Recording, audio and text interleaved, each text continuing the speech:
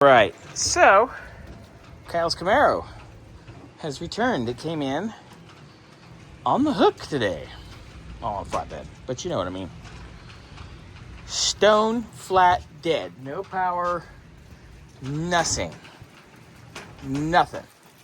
So earlier, Xander and I took the Doco, and it wouldn't even register. So, will the lights turn on? It's charging now. Yes, the lights turn on now. So it is charging. The battery's charging. It's on the charger. It's at 49%.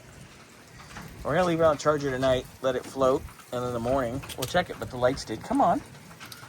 So we're going to see if it's an alternator issue or a battery issue or both. Or I'm aiming for alternator, but yeah, it's under warranty. So we'll charge it, and in the morning we'll fire it up real quick, and we'll call it good. Alrighty, sir. Let's go home. Well, I'm going home. You're going to class. Yeah. Have fun.